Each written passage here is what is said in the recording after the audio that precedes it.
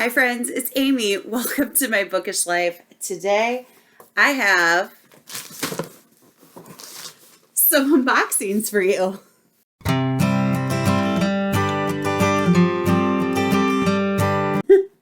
Let's start with the blue box. But I ordered some goodies this month for myself. Look at these. I'm so excited for these. Book emoji pins.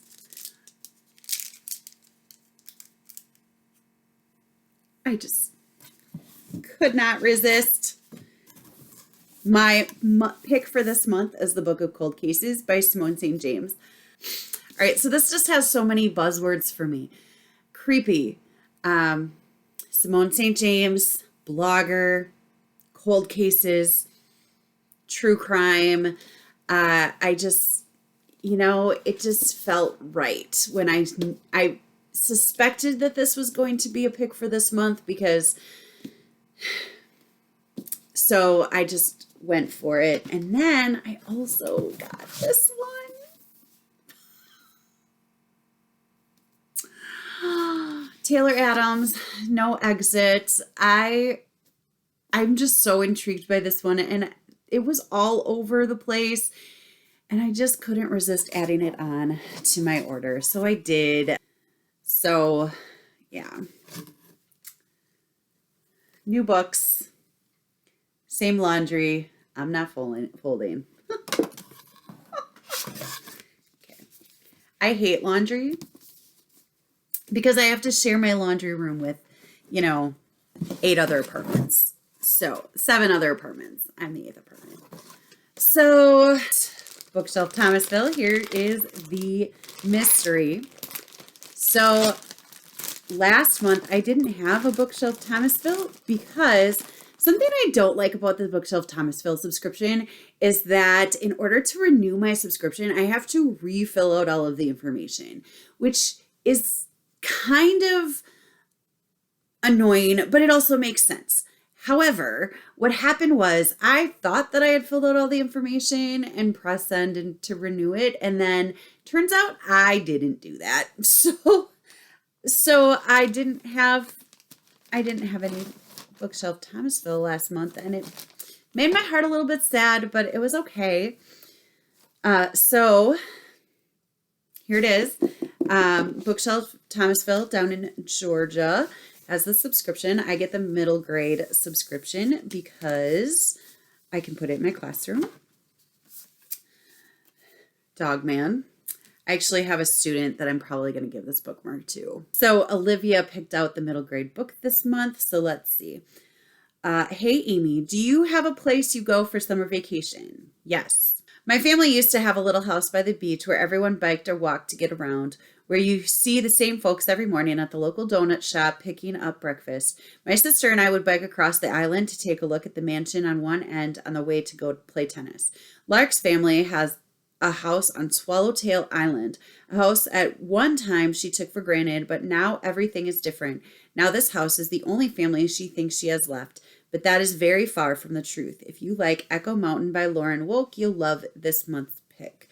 I did not read Echo Mountain. I haven't read Echo Mountain yet, but I have read Wolf Hollow. Is that what it's called? I've read one of her other books and very much enjoyed it. I'm intrigued by what's in here. This is gorgeous. I'm not even gonna look at it yet, but look at this picture. Like, that's gorgeous. The Swallowtail Legacy, Wreck at Adda's Reef by Michael D. Beal. I've never heard of him.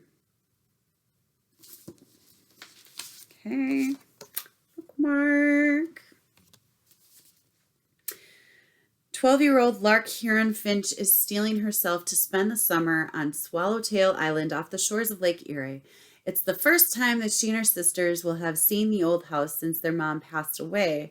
Her stepfather and his boys are okay enough, but the island's always been full of happy memories, and now everything is different. When Lark's hired to help with research for a book on the island's oldest resident, Dinah Purdy, she learns about a tragic boating accident that happened off the coast many years before. Yet something about the crash doesn't seem right, and then Lark discovers something amazing, something that could change Dinah's life, something linked to the crash and even to her own family's history at the Swallowtail. Looks like it's gonna have like a mystery in it. That sounds wonderful. Oh, and it says, punctuated with transcripts, letters, maps, and more, Wreck at Adda's Reef is a vibrant contemporary mystery with a classic feel that explores the righting of past wrongs and the rebuilding of family through the eyes of the bold, insightful heroine hunting for the truth, even if it hurts to find it. Let's see if I can find. Oh, there's a map. I see a map.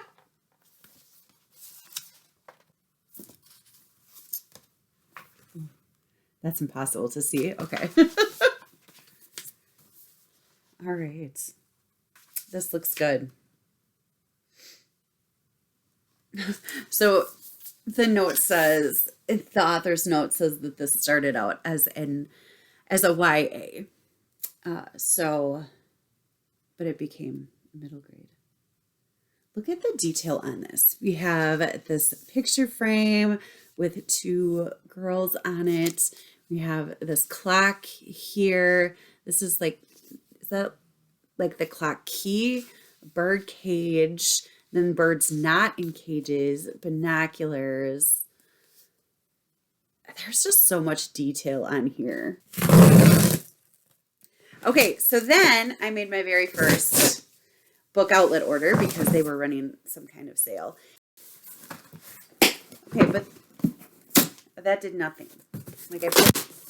There we go. I don't even remember what I ordered. I did have my students help me.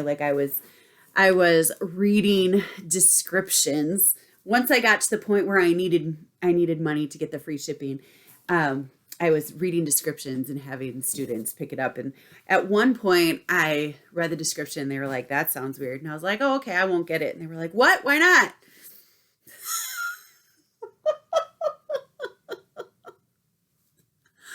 Oh, man. All right. So the first book that I have is Quintessence by Jess Redmond. This book I had a digital ARC of. And I really, really enjoyed it, but it just wasn't one that I wanted to go out and just get right away. So it's been on my wish list for a while, and I saw it for a relatively great price on Book Outlet and decided to pick it up. This is about Alma. Alma Lucas doesn't feel like herself anymore. 3 months ago, her family moved to the town of 4 Points. Her panic attacks started a week later, and they haven't stopped, even though she told her parents that they did. She is friendless and homesick, and inside she feels dark. This book beautifully explores mental health, panic attacks, anxiety, depression, and it just comes together so nicely in this beautiful story. And I really, really enjoyed it. And I can see my students enjoying it. So I put that in my cart. This is Tyrannosaurus Rex by Stuart Gibbs. This is a middle grade as well. This is part of the Fun Jungle series. So it starts with Belly Up and then Poached, Big Game, Pandemonium, and Lion Down. So this is the next one that I needed. There's several more after this one as well. But in this one, Teddy is the main character of the Fun Jungle books, and he always has a mystery. He always faces a mystery in the books, and they all center around Fun Jungle, which is this huge zoo amusement park that is just gorgeous, like insanely gorgeous. And the owner of Teddy's family works for the zoo, and the owner of the zoo has a daughter who is Teddy's age, and they are their boyfriend and girlfriend. They're so cute. And they just solve mysteries together. And this one has, oh man, it's been a while since I've read it. A victim that was 65 million years old. So it's something to do with dinosaur bones. There's not a real Tyrannosaurus Rex in it or anything like that. But it was really good. It was really cute. And I try to buy all of these, and they're never available on Scholastics. So this is The Friends by Kazumi Yumoto. This is a translated fiction from Japanese. In an eloquent initiation story.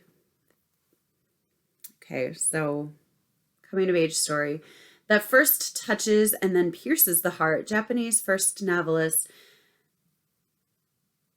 Yumoto introduces 3 irresistible 12-year-old boys whose fascination with death leads to an unexpected friendship. The passage of time and the nature of mutability are poetically expressed in this warmly humorous narrative, deserving of equally high marks in kid appeal and literary merit. An offbeat and unsentimental coming-of-age story, a Japanese Stand By Me. Okay, I don't remember putting this in my basket. Sounds kind of good, though. This is Everything Else in the Universe by Tracey Holczer. This book was one of the recommended books from the hosts of Middle Grade March. I think it was Amanda that brought it up, but I think she wasn't the only one that was interested in it. This follows 12-year-old Lucy and her father have always been a team, but that was before the Vietnam War took her father away, then returned to moody, distant, and missing his left arm. When her mother suggests that Lucy spend more time with her relatives next door to give her father space to adjust and heal, Lucy feels hurt and left out of everything. Then Lucy meets Milo, a curious neighborhood boy with a secret. The two become fast friends, and together they find an anonymous soldier's Purple Heart, helmet, and family photos buried in Lucy's back garden. How did this treasure get there? Who does it belong to? It's a bona fide mystery, each needing some good sign from the universe. They decide to find the rightful owner, hoping against hope that the soldier is alive and well. It's a journey that Lucy didn't expect, but one that might just help her answer the only question that matters. Will her dad ever really come back to her? With a quietly powerful and magnetic voice, Everything Else in the Universe is a tender, heartrending, lyrical tale of family, friendship, and loss that readers will long remember. This one was intriguing to me because of the Vietnam War aspect. I don't have a ton of Vietnam War historical fiction, and I just thought it was definitely intriguing and excited for that. This is Only the Stars Know Her Name, Salem's Lost Story of Tituba's Daughter by Amanda Marrone. This was an absolute cover buy, but look at this cover. It's gorgeous. I don't know.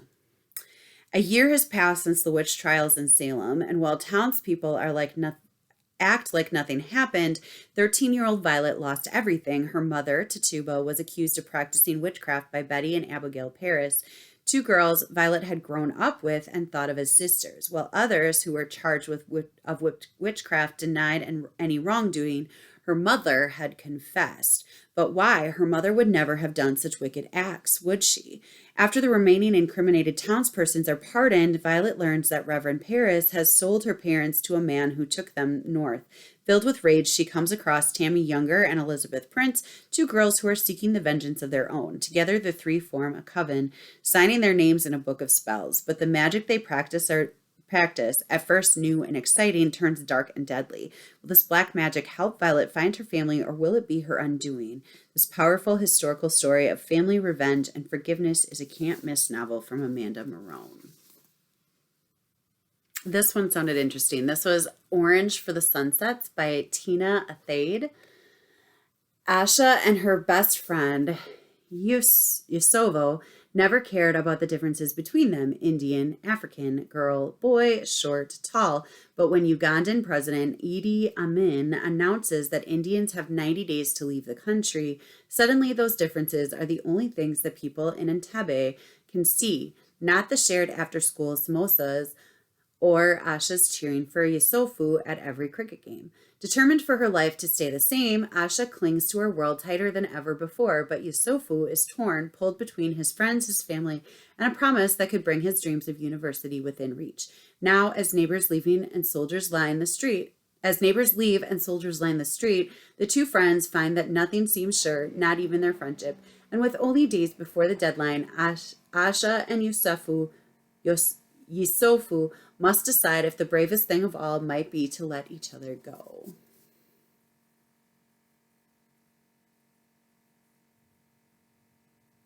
It just looks gorgeous. It sounds very intriguing. This is The Whispers by Greg Howard, and this book just sounded so intriguing. Listen to this. There once was a boy who heard the whispers. 11-year-old Riley knows a thing or two about wishes. Ever since his mom disappeared, all he's been doing is wishing for her to return, wishing he'd stop wetting the bed, and wishing his dad would love him again.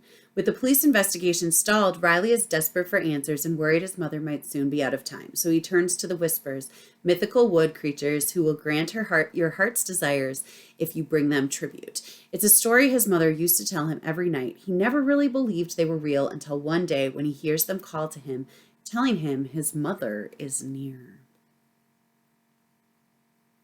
Sounds so good. So good.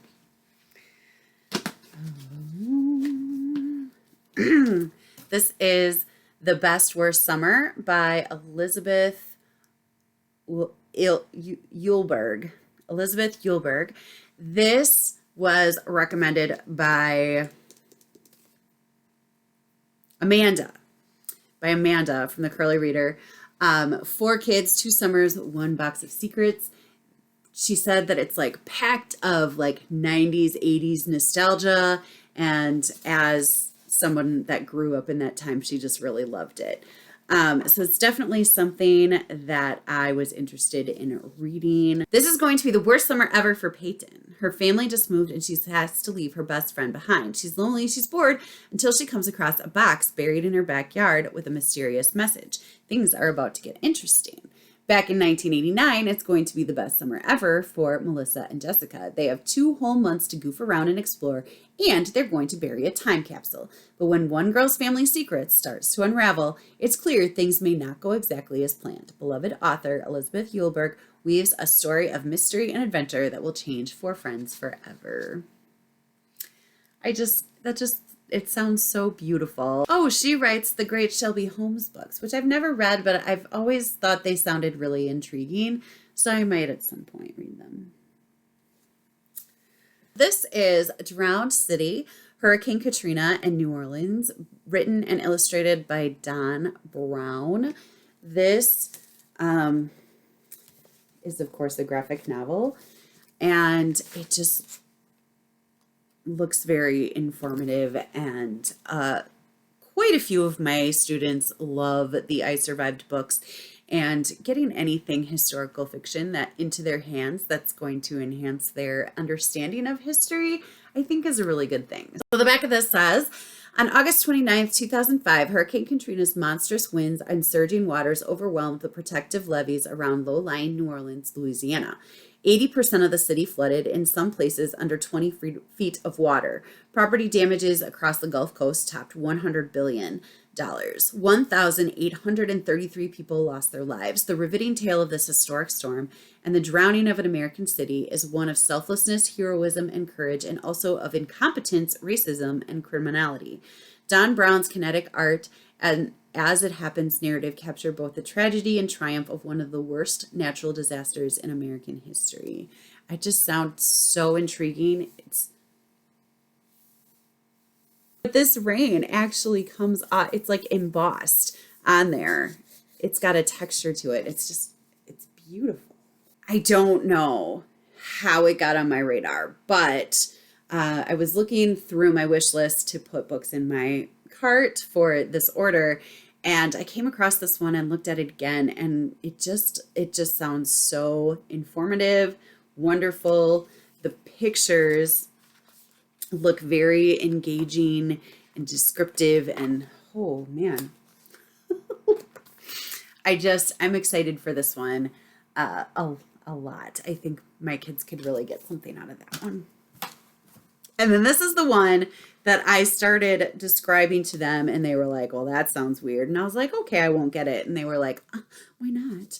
So I ended up putting it in my cart. This is Something Rotten, A Fresh Look at Roadkill by Heather L. Montgomery and illustrated by Kevin O'Malley.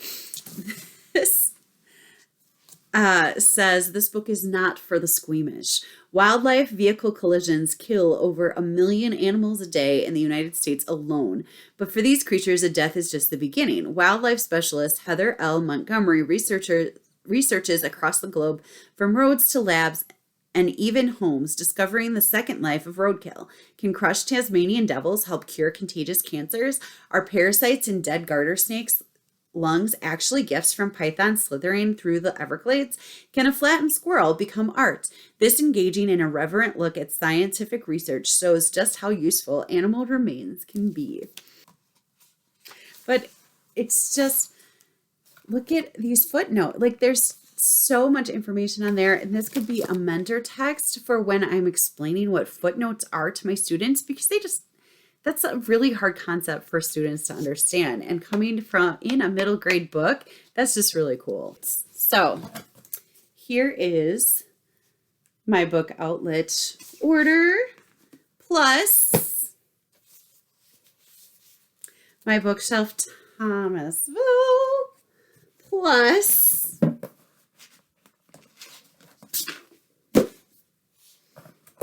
my book of the month.